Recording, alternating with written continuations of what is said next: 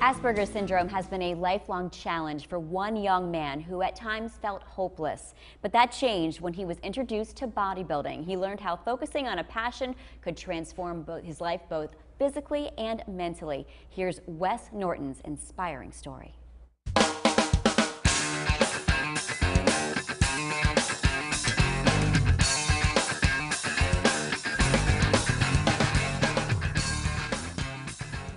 So how is training somebody with Asperger's different than, training the rest of your clients? It's, you have to realize that they tend to focus on one thing. And so I knew Wes really liked working out, and he was really into it.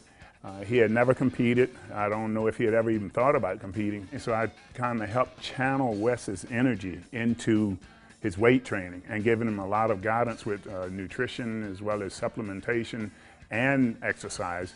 And before you knew it, we were on the stage at his first bodybuilding contest.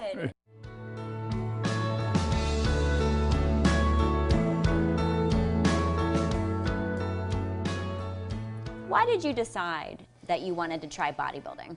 I had a lot of issues that I was going through that I didn't know how to deal with. I didn't understand a lot of things that were going on. And bodybuilding was kind of that last idea. Something had to change. I had to do something different because my life was very overwhelming at the time, and I didn't know what I was going to do with my life. I didn't know where it was going, and I didn't know what I was capable of doing. And I decided to start bodybuilding, and I just really liked the changes I was seeing in myself, and I decided to put everything into it and to see how far I could take it. He really wants to go far with this. He wants to be a world-class professional bodybuilder in the drug-free arena. And I told him, a part of that is getting sponsorships. Well, if you get sponsorships, you gotta be able to rep their products. And you can't do that if you don't talk to people. So one of the things that really struck me about his story is reading about how he was socially isolated before and struggled with, I think, anger and some depression. And I think that it's really important for people to understand that those difficulties are really common in people that have autism, more common than their typically developing peers. And I think that in his case, the bodybuilding was something that was a really positive thing that helped him cope with those experiences that he was having and channel his energy, channel his focus. Does that surprise you that Wes not only does bodybuilding, but he's winning?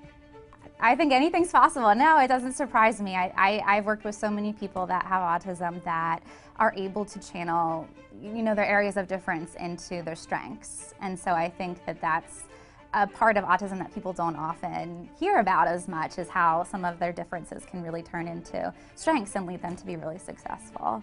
What advice would you give to somebody else with Asperger's who maybe is struggling with anxiety or some of the issues that you've gone through? So my advice would be to know that a lot of people have done things that have been very against the odds, of things that people under those conditions would not be expected to do, but they're doing it. And so my advice would be that it's possible to reach goals that are very out of the question too.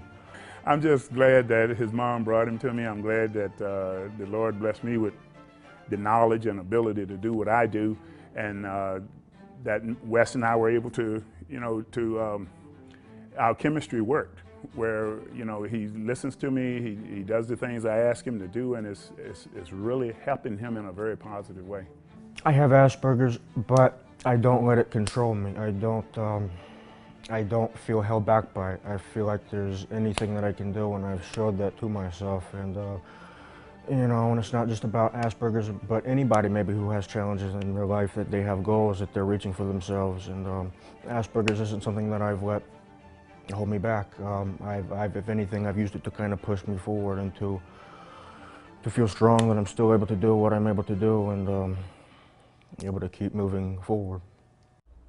And Wes's journey is not over. He'll be competing at the OCB Body Sculpting Open in Hampton, a national competition happening on February 18th, and I'll be the MC.